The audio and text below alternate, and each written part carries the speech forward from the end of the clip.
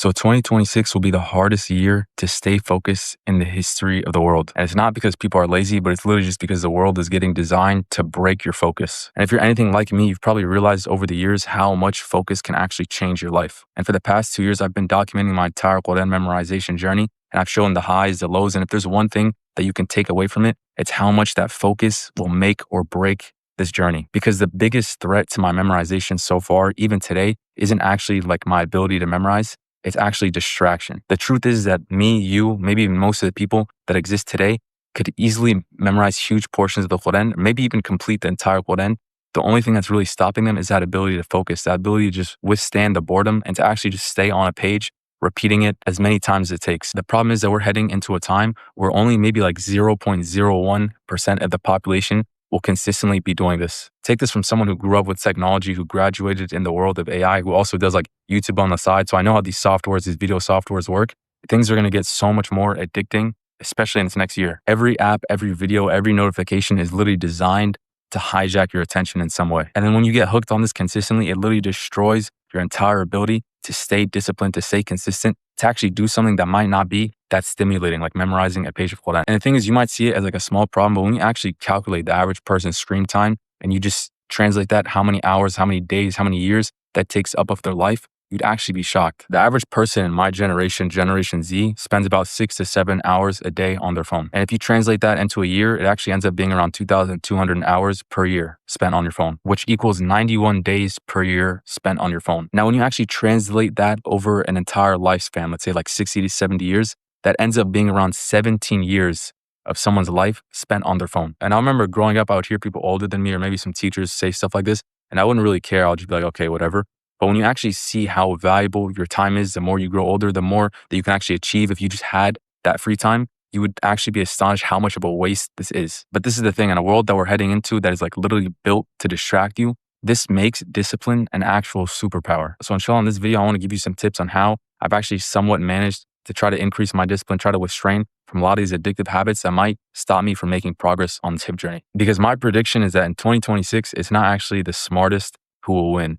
The person who will win is literally the person who can just focus on whatever goal for the longest. Because you see, in 2026, all this stuff that might have seemed addictive in the past, the YouTube, the Netflix or whatever, is only going to get worse. People now know what actually hijacks the brain, the short-term content, the TikToks. And on top of that, companies have literally came out and said they're going to add AI personalization. If you think that your algorithm may have been addicting in the past, just wait to see what's coming. We're heading into a time where you can literally get more stimulation, more dopamine in 10 minutes of scrolling than you could have got from an entire day around 20 years ago. And I'm not even trying to sound like I'm above anyone here, because this was a problem for my entire childhood and adolescence. If I ever got maybe the thought, the desire, let me memorize a page of Quran here, let me revise a little bit here, I would just quickly just dismiss it with some kind of excuse, just so I could stay glued to my phone. It wasn't really until about 2 years ago where I really got serious into this Quran memorization journey, where I actually found the systems that will actually help me break free from that. It's really a mixture of the correct system, building momentum, and having your environment structured correctly. So if I was starting my memorization from scratch in 2026,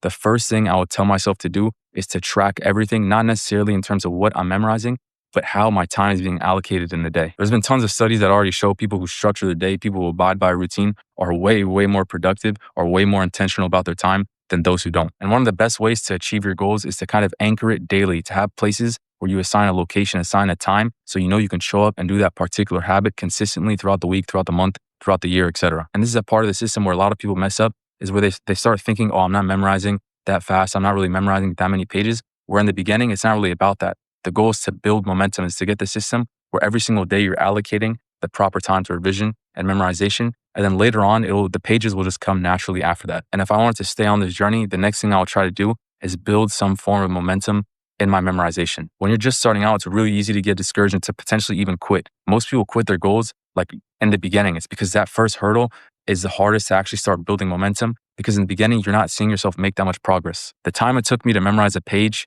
2 years ago versus now is night and day. So if you can get past that initial hurdle of maybe your first juz, your first 3 juz, things get way easier after that. So try to actually learn to enjoy the repetition. Try to learn to enjoy the boredom of just sitting there trying to revise a page or memorize a page for the first time. If you're always just waiting for motivation, you'll really never build that momentum, because let's be honest, if we just leave our goals up to our emotions, we might only show up once or twice out of the week. And the next thing that is probably one of the most important things heading into this year is try to change your environment to make it so it's way less tempting to get addicted or to go down the rabbit hole of just scrolling on your phone or wasting time on the internet. There's tons of ways that you can do this, from blocking websites on your laptop, from setting time limits on your phone, changing your phone color to black and white so it's not as tempting. There's so many little hacks that can kind of nudge you to kind of remind yourself, oh, this is a waste of time, and to try to sway you in the direction of building the habit of Quran memorization. And this isn't even just for Quran memorization. Trust me when I say, heading into 2026 and inshallah these next years, if we live to see them, your ability to control yourself, your ability to focus is probably the most valuable currency we have. If you're really serious about this, if you want 2026 inshallah be the year where you make some of the most progress in your Quran journey as possible, feel free to join the link in the description, because inside there's hundreds of people with that same goal. And part of building that environment, that motivating environment, is to have other people around you who also are hungry for that same type of path, because it's going to breed healthy competition. Anyway, there's more info on that when you go ahead and click the link. But inshallah, this video was beneficial. Assalamu alaikum.